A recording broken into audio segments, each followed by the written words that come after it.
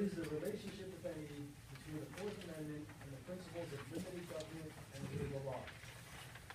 Similar, what is the relationship, if any, between the Fourth Amendment and the right to privacy and to freedom of conscience and thought? And at the time the Constitution was adopted, all searches would have involved a physical trespass. How have searches changed since then, and what problems do those changes create? Please proceed. Constitutional lawyer John Whitehead observed in his book, A Government of Wolves, that there is both an intrinsic and instrumental value to privacy. Intrinsically, privacy is precious to the extent that it is a component of liberty, but privacy is also instrumental in nature. In this respect, the provisions of the Fourth Amendment against unreasonable search and seizure do more than declare an abstract right. Rather, the Fourth Amendment erects a concrete barrier between public officials and our right to personal privacy, whether behind closed doors or an internet firewall. The Fourth Amendment is therefore an essential instrument in the preservation of rule of law, as it prohibits arbitrary abuse of the state's investigative power. Such constraints are the essence of the concept of a limited or constitutional government. In a limited government, all authority is prescribed, restricted, and limited by law or by the Constitution. In this spirit, the Fourth Amendment's wording sets the precedent of rule of law by establishing a negative right, or a right against government intrusion, stating that rights shall not be violated, and that no warrants shall issue but upon probable cause. This dovetails with the statement of the First Congress, which intended for the Bill of Rights to establish enforceable restrictions on governmental power to invade rights, and not merely to serve as declarations of their existence. Issues of government abuse have been a persistent debate since colonial times. Beginning with the Molasses Act of 1733, colonists were outraged over the issuance of writs of assistance, which allowed British tax collectors and law enforcement to search and seize smuggled goods, like molasses, but contained no specifications about why, where, or how they would perform these searches. In 1761, in Paxton's case, James Otis described the writs of assistance as the worst instrument of arbitrary power. Requiring specific warrants has helped curtail government abuse. These restrictions on government action inextricably link the concept of limited government and rule of law with the Fourth Amendment. The Fourth Amendment's protections of the people's reasonable right to privacy are instrumental in allowing individuals assurance that the possessions that help shape their ideologies are protected from surveillance or seizure, thereby promoting a freedom of conscience and thought. Bruce Schneer, a computer security and privacy specialist, outlines in his work the eternal value to privacy, that if we are observed in all matters of our life, we are constantly under a threat of criticism and judgment. That fear turns us into children, fettered under watchful eyes. In the 1965 case, Griswold v. Connecticut, a couple's ability to exercise their own conscience with regards to their private affairs was protected under the penumbras of the Constitution. By having a guarantee to privacy which extends beyond the enumerated limitations set forth in the Fourth Amendment, those watchful eyes are turned away and individuals are able to think freely and follow their conscience. Advances in technology have necessitated evolving definitions of privacy and its relation to searches in order for the Fourth Amendment to continue to serve its instrumental function. When Katz v. United States overturned Olmstead in 1967, Justice Potter Stewart stated that the Fourth Amendment protects people, not places. While both these cases involved wiretapping, the decision in Katz illustrated the way in which the definition of what constituted a search had moved beyond a physical realm. The 2014 decision against allowing the search of cell phones in consequence to arrest in Riley v. California further built upon the idea of trespass, extending to advancing technology, when Chief Justice John Roberts stated that modern cell phones are not just another technological convenience. With all they contain and all they may reveal, they hold for many Americans the privacies of life. Through its intrinsic value as a protection against government intrusion, the Fourth Amendment is instrumental in protecting people and promoting privacy, as well as promoting a freedom of thought and conscience. Thank you. Thank you. We're going to ask you some questions about the topics, and I'm actually going to start at this time.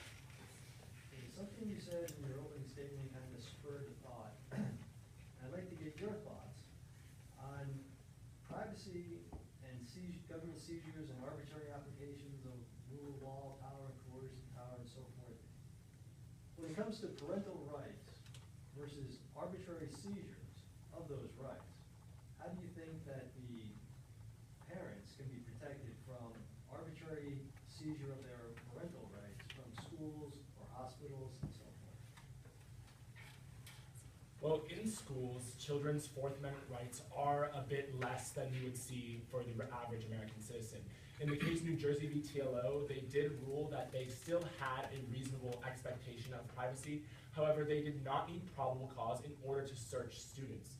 So in this case, parental rights of what their children have and their children's rights to privacy are ultimately lessened by this case. And especially in schools, the teachers are actually supposed to serve en loco parentis, and that's in place of the parents. So that means that they have that job as the parents in the school setting. Additionally, when it comes to things like hospitals and hospitals being able to take away some sort of parental rights, ultimately the hospital's job, like the doctor's job, is to protect people. They take a Hippocratic oath saying that they're not going to do any harm. So when it comes to a situation where you have a parent not wanting to get their children the treatment that they need, it's up to the doctor to in some way seize that, if need be, because of the fact that it is so important for that child to get the treatment that they need. Well, how do you think the Fourth Amendment should apply in the context of modern technology? So we have the decision as it relates to cell phones. But what about the cell phones or tablets that are used, for example, on a public network? If someone goes to Starbucks and uses the public network there, how do you think the Fourth Amendment would apply to the search of that device that's using the public network? Well, first of all, a lot of times when you sign on to a public network, especially at places like Starbucks, you sign an agreement. Most of us don't actually read that agreement, but you do agree to conditions that are put in them. And a lot of times they contain specifications about what they do with your information, and the fact that your information, especially on public networks, is not private because you're sharing that network with a variety of other people. So it's not actually your network and your private use of that network. When you're using your technology in private spaces such as Starbucks, where you're on this public Wi-Fi, you're giving up some of your Fourth Amendment rights in the fact that you are now giving your technology into the public sphere. And this also works into workplaces. When you're on work computers, you're also giving up some of your personal privacy rights on what you're looking on your computer or your phone and your tablet when you're on that workspace of your work. So do you think then that if you use a public network such as Starbucks, that the law enforcement should be able to search your entire device simply because you connected to the public network? It should definitely not be your entire device. It's mainly on the fact of what you're searching then on that Wi-Fi or that public sphere of what you're using, in the sense that it's your technology, but they can't just intrude on all of your information on your phone. It's generally just what you're looking at when you're on that Wi-Fi.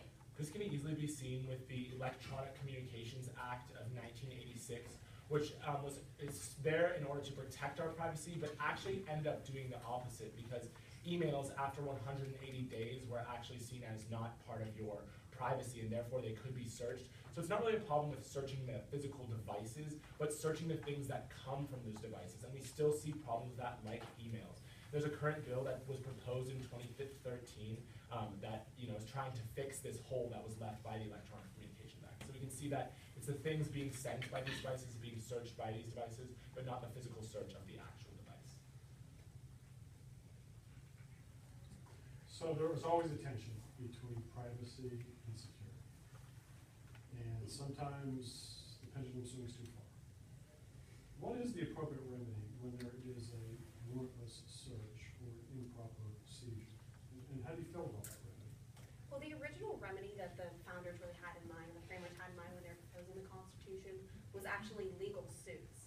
Because of the fact that you can see, especially in the case of Bivens v. 6 unknown federal agents, things like the exclusionary rule don't apply if you don't actually get accused of a crime. So what are you going to do when your right is infringed upon? Well, you do what Bivens did, and you actually go in and sue the government to get a redress for your own rights that were infringed upon.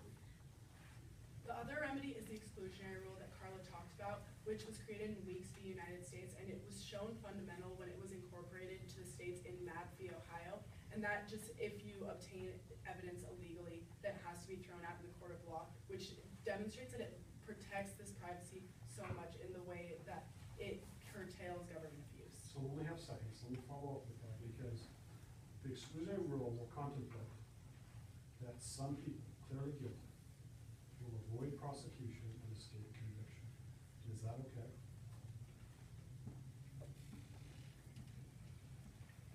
Yes, it is okay, mainly because Sir William Blackstone, in his commentaries on the law in England, described it as, it's better that 10 guilty persons escape than one innocent suffer.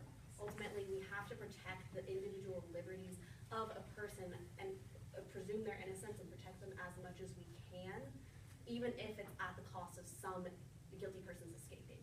And in David Shipler's The Rights of the People, he actually wrote that we may give up some of our rights to the government, like this scenario. However, what we have to do is ensure that these rights won't be taken further. So what we do need to do is that in this situation where the evidence is thrown out, we are ultimately giving up some of the common good in order to protect individual rights, which he talks about a lot in his book.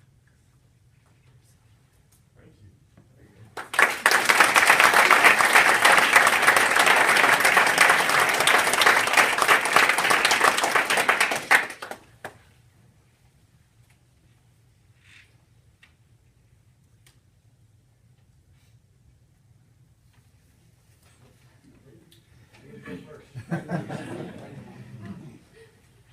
First of all, I would say that your command of cases and laws and facts and figures has been very good.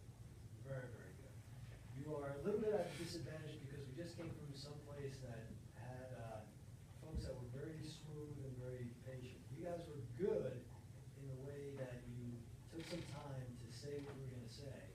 And there were some times when you could have said it just a little bit more colloquially, a little bit more friendly. Because we're not here to prosecute you. We're here to get information from you. And more effective delivery is sometimes a little bit more friendly. That would be my observation. The teamwork was excellent. I love how you jumped in on several occasions when folks were a little bit like, oh, wait a second. So good job on that too. Thank you. Thank you. I thought that you all did a very good job in terms of working well with each other and being able to complement each other in terms of your responses and your knowledge. And so one team maybe pick up where the other one left off in the context of particular response questions. I thought you all did an excellent job in providing cases that were responsive to the questions that we asked. I think that's one of the most challenging aspects of this particular competition is that everyone has opportunity to be able to draft their opening statement ahead of time. But the true mark of your knowledge and your ability to integrate and analyze materials when you're asked questions that you can't have anticipated. Some of them are ones that you wouldn't have anticipated that we asked. And I thought that you all did a very good job of being able to respond to the questions we asked and provide citations to case law and examples that were illustrative. So nobody becomes fluent overnight. Fluency requires a lot of work, a lot of practice. And I felt your constitutional fluency. That tells me what you've done before today. This was a very strong presentation. And because it was strong, I'm going to tinker on the edges of constructive advice in the event that we have an opportunity to present again. This particular topic, you generationally own this topic. We were all talking before this class presentation about the fact that we dialed phones and the phones were full. And we talked about our first cell phones and what they looked like. And the Constitution has some antiquated concepts. We're really not here to talk about a well-regulated militia today or about quartering soldiers in people's homes. We're talking about our citizens' privacy rights. And those privacy rights are really known and expected by your generation. And your prepared remarks, it took a little too long for me for you to get to the Riley decision in 2014. The history provides context, but for this topic, it's contemporary times that provide the application. And I would invite you to think about just strengthening your presentation and your answers with contemporary privacy issues. Police are not going to jump your fence and enter your home when you're at work anymore. Those trespass issues are pretty much resolved. But today and into the future, we've got some really unresolved privacy issues through technology, and you're the experts in that. And we're the old people who need to be informed. Very, very bold. Excuse me, right? Except for this something. And I appreciate the fact that you were not distracted, although I was sliding by the skirt on the table, Right. slowly coming off. I didn't even know. Anyway,